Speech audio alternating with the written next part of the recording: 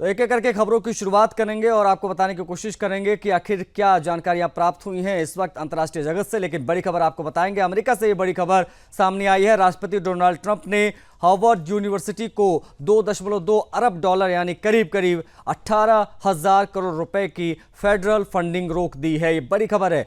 आपको बता दें कि ये कार्रवाई उस समय हुई जब हार्वर्ड ने व्हाइट हाउस की कुछ सख्त मांगों को मानने से इनकार कर दिया। बता दें कि व्हाइट हाउस ने 3 अप्रैल को यूनिवर्सिटी से कैंपस में यहूदी विरोधी गतिविधियों को रोकने के लिए कई कठोर कदम उठाने की मांग की थी।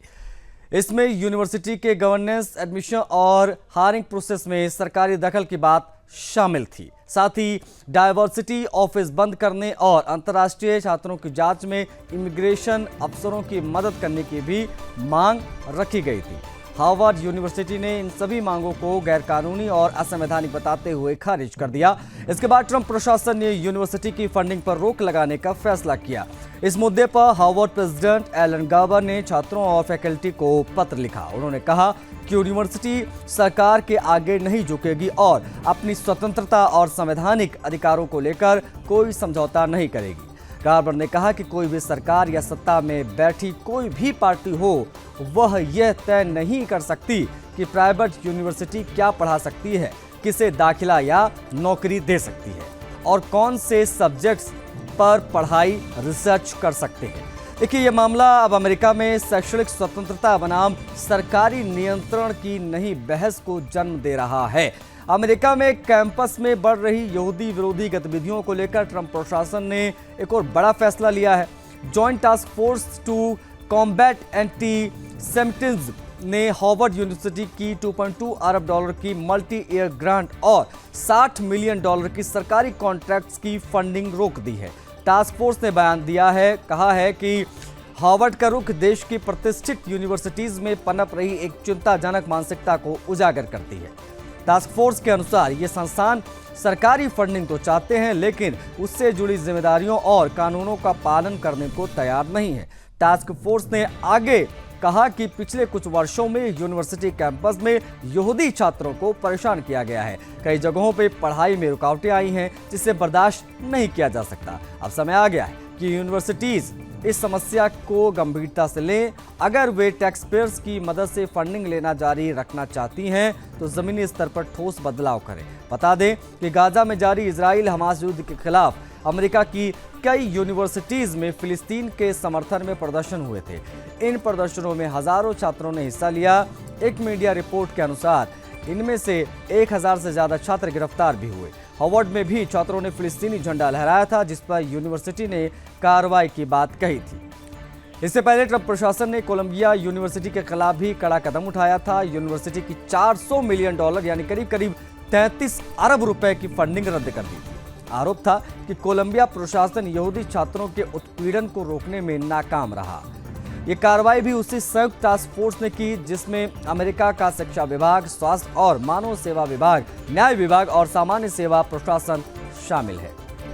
इस पूरे घटनाक्रम ने अमेरिका में विश्वविद्यालयों की स्वतंत्रता, छात्र आंदोलन और सरकार की नीति के बीच एक नई बहस छेड़ दी है। अब देखना दिलचस्प होगा कि इन विश्वविद्यालयों की ओर से आगे क्या रुख अपनाया जाता है और क्या ट्रंप प्रशासन की सख्ती का असर देश भर की उच्च शिक्षण संस्थाओं पर पड़ेगा। ट्रंप एक्शन, हार्वर्ड की फंडिंग पर रोक। कोलंबिया के बाद में हार्वर्ड पर फंडिंग रोकी गई, उससे जुड़ी बेहद महत्वपूर्ण खबर। हार्वर्ड को झटका, नहीं मानी थी ट्रंप की शर्तें। हार्वर्ड बनाम ट्रंप, यहूदी विरोध पर सख्ती।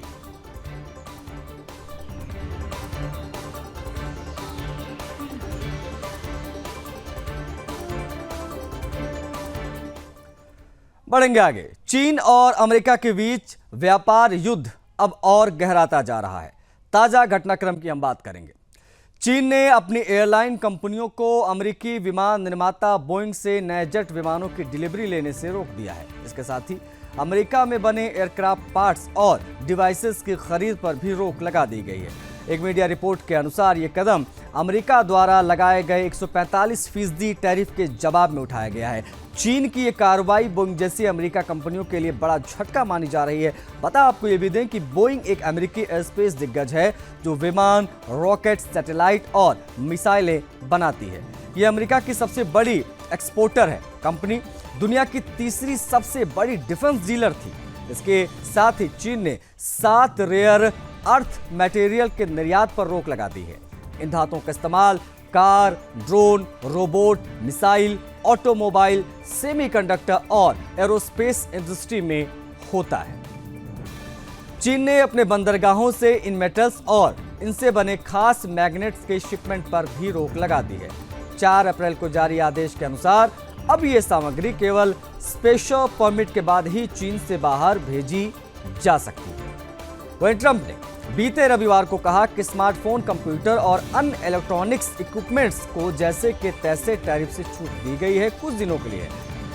उन्होंने सेमीकंडक्टर सेक्टर और पूरी इलेक्ट्रॉनिक सप्लाई चेन की जांच शुरू करने का भी ऐलान किया है। इससे पहले अमेरिकी कॉमर्स सेक्रेटरी हार्वर्ड लुटिंग ने कहा कि स्मार्टफोन और कंप्यूटर समेत दूसरे इलेक्ट्रॉनिक वस्तुओं को दी गई छूट अस्थायी है। उन्होंने कहा कि अगले 2 महीने में इन चीजों पर एक अलग टैरिफ लगाने का प्लान बन रहा है। इसकी घोषणा बाद में होगी। इस फैसले को कई अमेरिकी टेक कंपनियों के लिए बड़ी राहत माना जा रहा है। पिछले हफ्ते ट्रंप की टैरिफ नीति में लगातार बदलाव से वॉल स्ट्रीट में 2020 की कोविड महामारी के बाद सबसे बड़ी उथल-पुथल देखी गई। 20 जनवरी को ट्रंप के सत्ता में आने के बाद से स्टैंडर्ड एंड पुअर्स 500 इंडेक्स 10% से ज्यादा गिर गए। ट्रंप के 145% के जवाब में चीन ने जवाबी कार्रवाई की और जवाबी कार्रवाई करते हुए बीते शुक्रवार को अमेरिकी आयात पर अपने टैरिफ को भी 125% तक बढ़ा दिया। हालांकि चीन की कॉमर्स मिनिस्ट्री ने अमेरिका से अपील की थी कि वो टैरिफ जो लगाया गया है वो पूरी तरीके से उसे खत्म कर दे। अमेरिकी चीन की ट्रेड वॉर तेज है। चीन ने किस प्रकार से बोइंग जेट की डिलीवरी रोकी वो हम आपको इस खबर के माध्यम से बता रहे थे। ट्रंप टैरिफ के जवाब में चीन का जो कदम है वो कितना महत्वपूर्ण और किस दिशा में है वो समझने की यहाँ पर आवश्यकता है। किस प्रकार से कहाँ पर कितना टैरिफ, उससे जुड़ी ये एक चार्ट भी हम आपको दिखा रहे हैं। वर्ल्ड वॉर वर्ल्ड वॉच में ब्रेक के बाद पुनः आप सभी का स्वागत है। बात करेंगे अगली खबर की। अफ्रीकी देश सूडान से एक बार फिर से दिल दहला देने वाली तस्वीरें सामने आई हैं। दारफुर इलाके में 2 दिन के बाद जिस प्रकार की स्थिति रही वो हम आपको बताएंगे, क्योंकि 2 दिन तक चली भारी हिंसा और हमले में 300 लोगों की जान चली गई। आरएसएफ ने विस्थापितों के शिविरों को निशाना बनाया।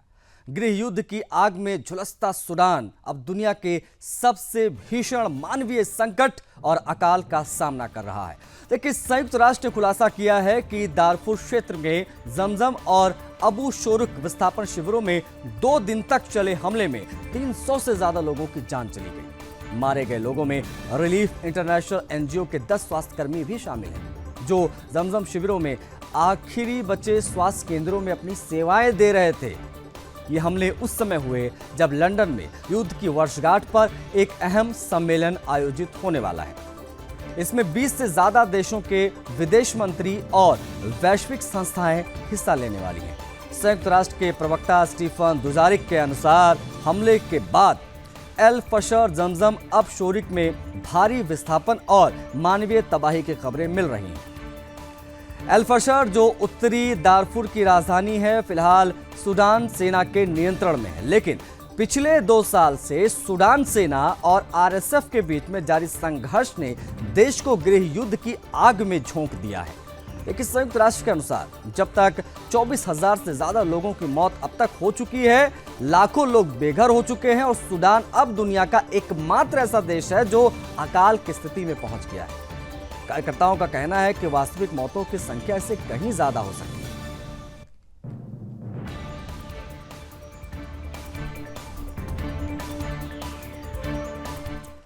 गाजा के अल बलाह इलाके में बीते रविवार हुए एक इजरायली हमले में 37 लोगों की जान चली गई।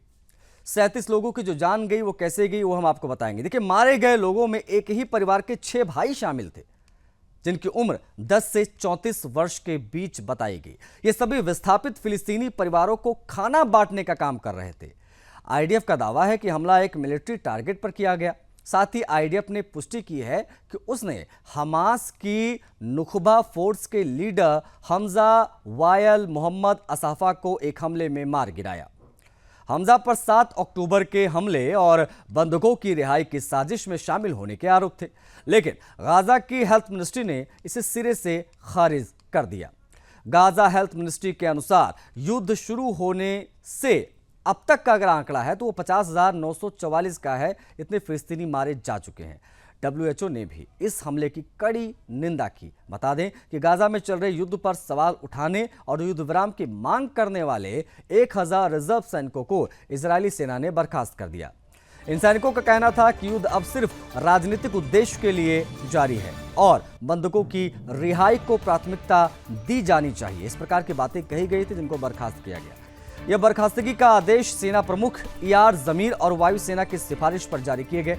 वहीं इजरायली रक्षा मंत्री योआव गैलेंट ने 12 अप्रैल को साफ किया कि सेना ने मोराग कॉरिडोर पर कब्जा कर लिया है, जिससे राफा का संपर्क बाकी गाजा से कट गया है।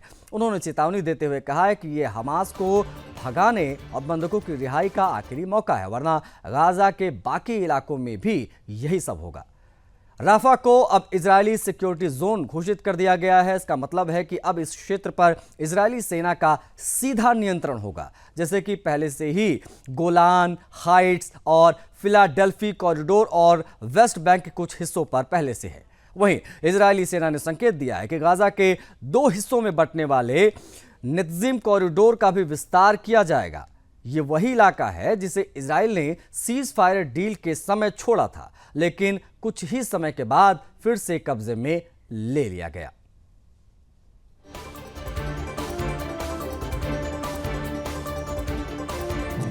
गाजा में इजरायली हमले से जुड़ी एक बड़ी खबर है। अमेरिका की ईरान को बर्बाद करने की धमकी। अमेरिका ईरान वॉर से जुड़ी दरअसल यह खबर है, किसी हालत में परमाणु वेपन नहीं बनने देंगे। आपको बता दें कि अमेरिका का स्टैंड बहुत लाउड एंड क्लियर है कि ईरान अपने परमाणु हथियारों का जो भी वहां परीक्षण इत्यादि चला उसको रोके, नहीं तो तैयार रहे वॉर झेलने के लिए। अमेरिका की ईरान को बर्बाद करने की धमकी। अमेरिका ईरान पर आक्रामक है, कहा कि किसी भी हालत में परमाणु वेपन नहीं बनने देंगे। खामनखई अमेरिका के आगे झुकने को तैयार नहीं है। एक ये भी जानकारी है, ईरानी सेना को अलर्ट मोड पर रहने के लिए कह दिया गया है कि अगर अमेरिका हमला करता है तो ईरान भी तैयार रहे। इसके लिए ईरान भी तैयारियों के साथ डटा हुआ है।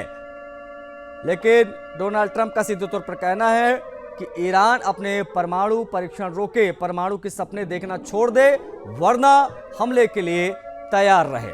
बड़ी जानकारी ईरान और अमेरिका से जुड़ी हुई। अमेरिका ने बहुत साफ कर दिया है कि वो परमाणु परीक्षण नहीं होने देगा ईरान में, किसी भी हालत में परमाणु वेपन नहीं बनने देंगे, नहीं बनाने देंगे ईरान को।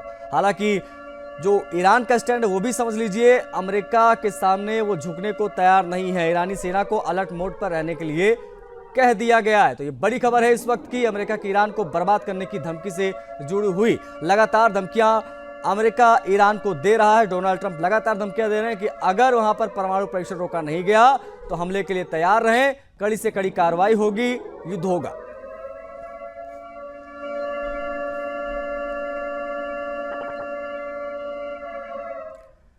बढ़ेंगे आगे, एक बड़ी खबर आपको बताएंगे। नीलाम होगा गोलकोंडा ब्लू हीरा। जिनेवा में लगेगी ऐतिहासिक बोली। बता दें आपको, हीरे की कीमत 430 करोड़ रुपए है। इंदौर बड़ौदा राजघराने से कनेक्शन है। दुनिया के सबसे खास हीरो में यह शामिल है। सदी की सबसे बड़ी नीलामी में शामिल भारतीय विरासत का यह चमकता नगीना। जिनेवा में बताया जा रहा है कि इसकी बोली लगेगी, नीलाम किया जाएगा। नीलाम होगा गोलकोंडा ब्लू हीरा। आपको ये भी बता दें कि इसकी जो कीमत है वो 430 करोड़